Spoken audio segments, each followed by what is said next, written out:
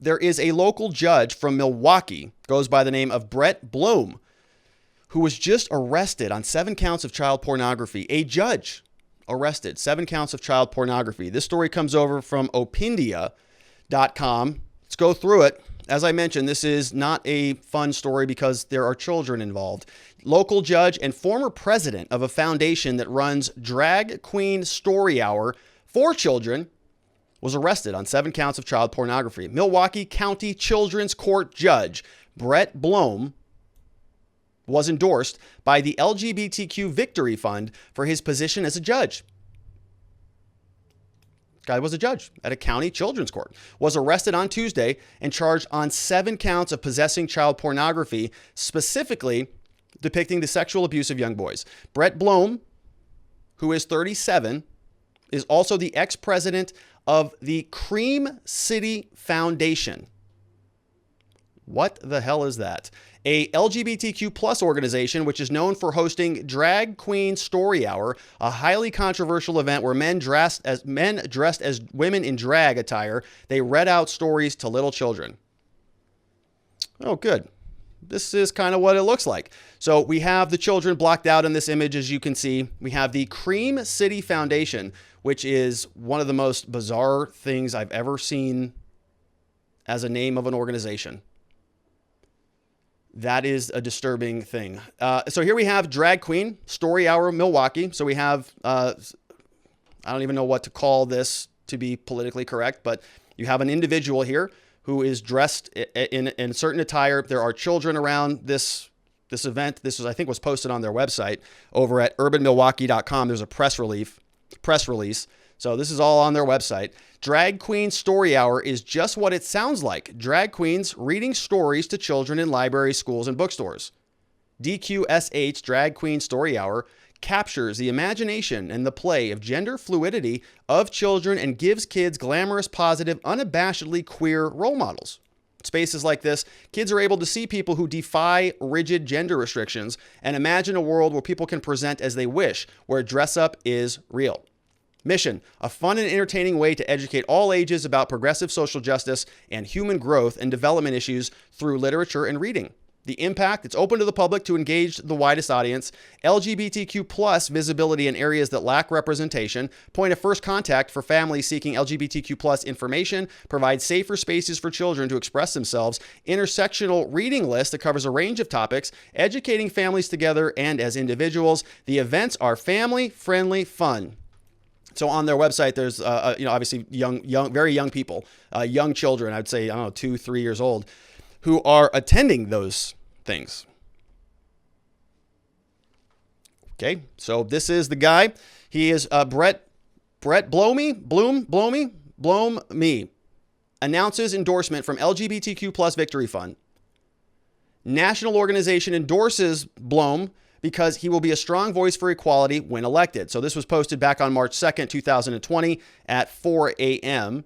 From Milwaukee, today, LGBTQ Victory Fund, the only national organization dedicated to electing LGBTQ people to public office, endorsed Bloome for Milwaukee County Circuit Court Branch 5. The endorsement signals the Victory Fund's confidence that Bloome is well positioned to win the judicial race, will be a strong advocate for equality once elected. He would be the only one of 2 openly gay men in the Wisconsin judiciary if he wins. And there's a quote here. LGBTQ Victory Fund is pleased to endorse Bloome for the Milwaukee County Circuit, said Mayor Anise Parker, president and CEO of the LGBTQ Victory Fund. Brett is a passionate advocate for fair and impartial sentencing and understands that every decision impacts the lives of real people. When he wins on April 7th, he'll be one of just a few openly LGBTQ judges in Wisconsin, will bring important perspective to cases that come before his court. According to list of officials maintained by Milwaukee, Bloome is assigned to the Milwaukee County Children's Court. So Brett R. Bloome. Deputy Court Clerk is Annie Grenier. They're in this room, this phone number apparently. Milwaukee County Courts, list of court officials, Branch 5, the Children's Court. Okay. The charges against Bloome are serious, with each count of child pornography carrying a minimum mandatory prison sentence of 3 years to as much as 15 years in prison. After spending a night in prison, Bloome has now been released through signature bond. So he's out of custody. So signature bond. So he gets out of custody. Jacob Chansley, though, or anybody who was involved in the Capitol Hill riots, they're all still in custody. All right. Some of them weren't even there. So there you go. We have mandating that Bloome not to use social media or file sharing services or have unsupervised contact with children except for his own. He's married to a man and has two adopted children. The criminal complaint against him details that up to 27 images and videos of minor children being sexually abused were uploaded to the messaging app Kik. The location for these uploads were tracked back to Bloome and husband's house in Cottage Grove, Dane County. So 27 images, let's say times maybe 3 per image. Each count of child pornography carrying up to 3 years. He's got 27 images. Maybe that's 27 counts. That's a long time. Endorsed by the Democratic Party. Brett Bloome was handpicked by Democrat Milwaukee Mayor Tom Barrett, probably regretting that decision, as a candidate for the circuit court, with Tom Barrett urging fellow Democrat and Wisconsin Governor Tony Evers to put his name forward to the opening of the county circuit court in 2019. Milwaukee Mayor Tom Barrett cited his 20-year close relationship with him. However, he did not appoint him to the open position on the court. Eventually, he would go on to win, being the first openly gay man to do so. The election would not be possible without a string of ringing endorsements in his favor, the vast majority of which were Democratic endorsements. In his race, Bloome described himself as a progressive alternative to his opponent. To kick off his campaign, Brett Bloome boasted early endorsements from a whole host of elected officials, attorneys, and community leaders, the most prominent being Democratic Wisconsin Senator Tim Carpenter. He was appointed the CEO of Creamy City Foundation, an LGBTQ plus organization which includes highly controversial drag queens. I cannot get over that name. He was elected judge. However, this was not easily accessible. In June 2000 and left just before he was elected as judge. This is not easily accessible information. This is because the news of Bloome's arrest for child pornography has come out. Various online web pages were scrubbed. Everybody's abandoning ship, which tied Brett Bloome to Creamy City Foundation. His LinkedIn profile has been purged with only a screenshot confirming his role as CEO of the Creamy City Foundation existing. There it is. President, June 2007, 3 years, 3 months to 2020. President, CEO, 15 years in philanthropy. Before joining CCF, served as the director of major gifts for the AIDS Resource Center of Wisconsin. And he's the circuit court judge. So they're trying to scrub everything, rightfully so. All right. The Creamy City Foundation has deleted all references to Brett on their website. Op India was able to secure a cached version of his author archives on the Creamy City Foundation website, which have all now been scrubbed. As an author, Bloome has advocated far-left positions on gender and sex, choosing to write articles about topics such as transcultural competency training. So we have here, author archives for Brett.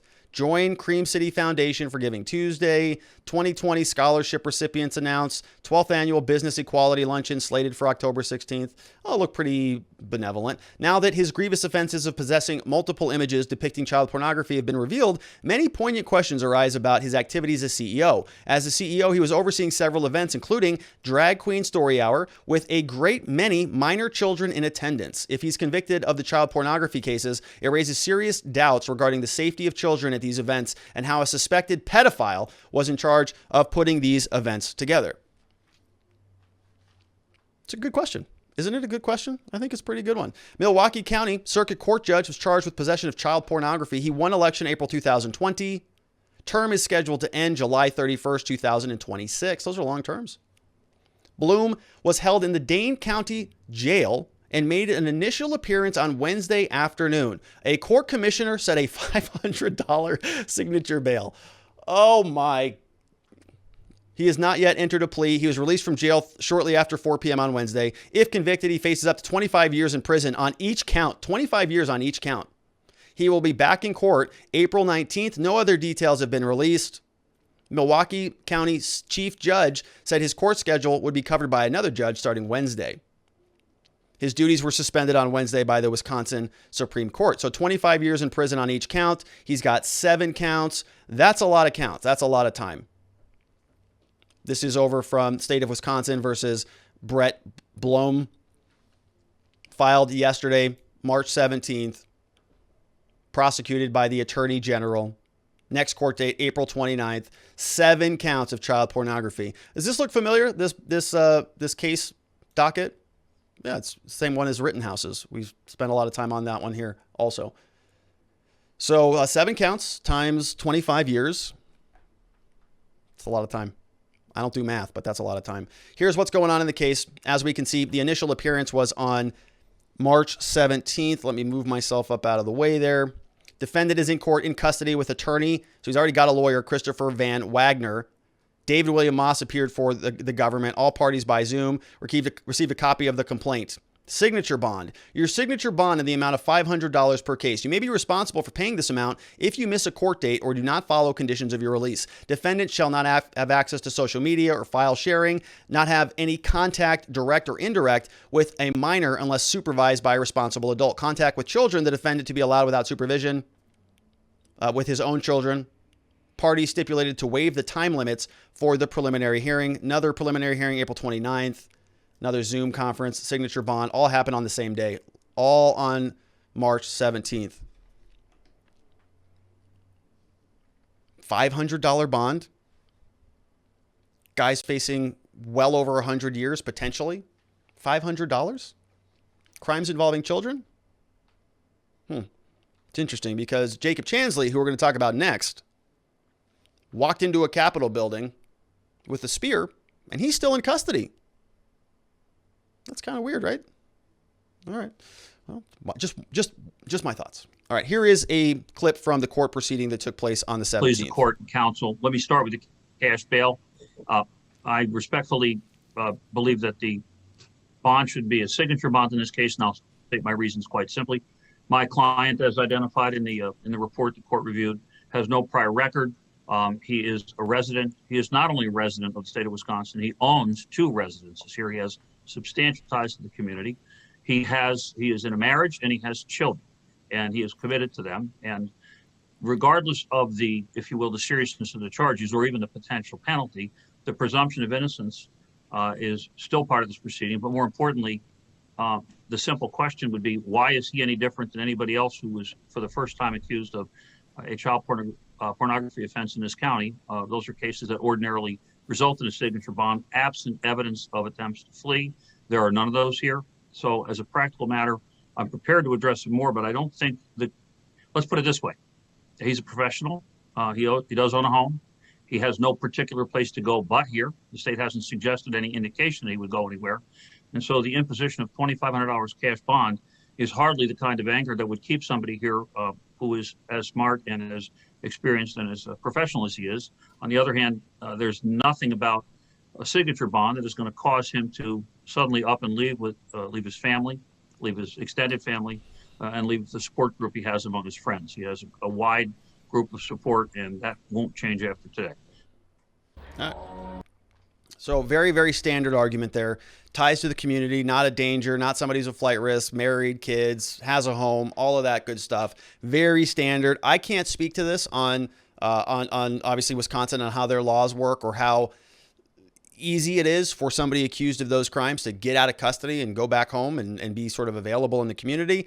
And I don't know the nature of his case or what the allegations are, but they're pretty serious charges. It's a pretty serious offense. Anything that involves children, typically, at least here in Arizona, it's categorized as what's called a dangerous crime against children, which is a whole separate can of worms. I mean, it's a very, very serious category of offenses that typically doesn't result in somebody just signing a document, posting $500 and getting out of custody. But this guy is a judge, and he's part of a demographic that has a lot of political power. And I don't know if any of that has to do with anything or if this is just how things work in Wisconsin. But I will tell you this, it doesn't feel, one of these things is not like the other. And many people who are charged with this, they don't get out of custody, just period. Or if they do, it's on very, very serious restrictions with very significant monitoring because they don't want that to happen again. This guy's a judge. He's got, massive endorsements from everybody. It sounds like a lot of the Democratic leadership in order to get him elected into that position. Now everybody's wiping the slates clean. He's out of custody. And it just feels a little bit easy for him when many other people in this country never get that benefit. Never, never, never, never, especially for 7 counts. All right. So what are the courts going to do about this? The Supreme Court of Wisconsin says that they're going to basically terminate him temporarily or put him on a suspension. So they issued this order basically the same day that the charges were filed to Honorable Brett Bloome from the Juvenile Justice Center. And it's going over to a number of other people, the state director of courts, the Judicial Commission. We've got the chief judge of District 1, deputy chief, and on and on and on. Circuit court, district court administrator. So they're notifying everybody. You are hereby notified that the court has entered the following order. It says here, the court has learned that the Judge Bloome has been charged with felony criminal offenses. The court is charged in Wisconsin Constitution with exercising, superintending, and administrative authority over the courts of the state. In the exercise of that authority, and in order to uphold the public's confidence in the courts of this state during the pendency of the criminal proceedings against Judge Bloome, we conclude that Judge Bloome is currently unable to properly discharge his official duties and that the public interests require that he temporarily be relieved of those duties. It is ordered in the exercise of this court's superintending and administrative authority over all courts in this state that he is temporarily prohibited from exercising the powers of a circuit judge in the state of Wisconsin, that his salary is temporarily withheld, effective this date, until further order of the court. So, all right, let's take a look at some questions over from watchingthewatchers.locals.com. Let's make sure these are acceptable questions for this topic. Liberty or Death in the House says, you could call it a drag queen story hour. Disgusting. I would be pissed if my daughters were subject to this nonsense. But hey, our side is the one that denies science. Yeah, I can't even believe that's a thing, honestly. I'm sure I'm a bigot because of that, but I just can't. I don't have kids, but I am a godfather to one young man, and I know others, and that doesn't feel okay to me, but all right. Remark says, how embarrassing for Wisconsin. No doubt a Democrat. Yeah, clearly got a lot of support from them as well. Not that that necessarily means that all Democrats are, okay with that. I'm not saying that at all, but it is not okay. We have, Sharon Quinney says, on Cream City. Wisconsin is noted for its dairy products, and dairy farming is a big industry there, hence the name. The double entendre is, well, better left unsaid. Yeah, that's where I was going with that. How did they even justify using that name in general? That makes sense. Cream City. Oh, my God. Eesh. All right. We have JBone86 says, it really instills great confidence in the justice system when an alleged child sexual predator can get $2,000 bail while staring at 25 years in prison. Meanwhile, folks charged with trespassing at the Capitol are locked up until trial. Yeah, that's just how it works. You have certain protected individuals in this country. Some are from a favored political demographic. Others are not from a favored political demographic. And the justice system is now weaponized so that certain individuals get off with a $2,000 bond, or $500, I think it was. And that's it. He's free. He can do whatever he wants until trial happens. Everything is getting cleaned up. Everything is going to be fine. All right. Liberty or Death says, I really do not like this stuff because a judge is gay or black or one-eyed or horned or flying purple people eater. They will bring a different perspective to the bench. How about they will preside over a case according to what the rule of law is and not what they want it to be? Yeah, I know. Just XUXA says, how would you go about defending this case? So disturbing. Yeah, it would be disturbing. Look, I've worked on these types of cases. Okay. Typically it goes a lot differently than this. Okay. People are not let out of custody. They are, a lot of these cases tend to be about helping the family through the process more than the defendant, but he's out of custody. I mean, this whole thing, maybe he's going to get a slap on the wrist. I don't know. It's a good question, just XUXA. That's for a whole different show. Jeremy Matrita says, if he was only released on a measly $500 signature bail, I bet he gets sentenced for time served. How on earth can such a low bail amount even be legal? Okay, the judge's attorney makes some good points. I still think that $500 bail doesn't sound right, and certainly not what your average person would get. It's very low, right? $500 is very low. Now, again, I don't know what it's like in Wisconsin. I don't know if this is standard. Maybe this is standard. Maybe just all the child pornographers out there just get $500 bond and go, oh, You again? What are you doing here again? Get out of here. Just sign that form. Get out of here. Ish. Yeah, I don't know. I mean, I would think that if you're the people of Wisconsin, you're looking at this. And listen, look, I am not for holding people in custody indefinitely. I'm not at all. But I am for equal application of the laws. And I think that this is something that is a lot more serious than somebody walking into a building and looking around for a little bit of time, personally. But I'm not in charge of these things. JBone86 says, Sugar Britches was uploading CP in a messaging app. Why no charge for distribution? Yeah, I mean, that might come down the pike. And depending how deep this rabbit hole goes, depending what evidence they have, I mean, they might bring the feds in and turn this thing into to something even more serious. But right now it's very preliminary. And again, we don't know what the evidence is. And I also believe in the presumption of innocence. And I'm not trying to harangue this guy, but I cannot stand when it's people in elected positions of power, when they know the rules, they know the laws. This guy was sentencing people. This guy was dealing with children. This guy was reading to children. This guy was hosting children. And he's also in possession of child pornography. What? And he's a judge? Yeah. He's not going to get much sympathy from me because he is exploiting the rules. He's a part of the system that throws people in prison for this stuff. And he's out on bail. All right. We have Ma Fox says, okay, so that bailiff is so creepy. So I think that this is actually him. This is the judge. And the bailiff is just outside of the room with the camera pointing at him is what I was suspecting, but I noticed that too. Very interesting image. And if that is the case, can he hear what the judge is saying through this big, thick metal glass? I don't know, but it is an interesting image. We have News Now Wyoming says, at least he doesn't get paid. Clearly they don't have a good union. Yeah. Yeah, the police would be suspended with pay, wouldn't they? Liberty or Death says, we know that you have worked on all sorts of cases, guilty and innocent. How do you distance yourself from the facts that you don't become emotionally affected? Well, I would probably with a little bit of experience, I think it becomes easier with experience. You just start to recognize that, certain people are going to be going through these situations. Oftentimes, I will sort of recognize that people are broken. People have a lot of issues, internally. Maybe he, was abused as a child or something like that. There's always multiple sides to the story. These cases, though, are really rough. Anything involving children are just not easy. It's hard to emotionally distance yourself from it. And I know many attorneys who can't. They have kids. They have 5, 6, 7, 8-year-olds, and it's too much for them. So they just won't take those cases. I am not of that mindset yet. I don't have kids. I'm not married or anything like that. So, to me, the cases like this that I have worked on, if I can be candid about it, it's really been about representing, the family. It's certainly about representing the client. That's not what I'm saying. Your client has you have the utmost duties and obligations to your client, the person who is the defendant.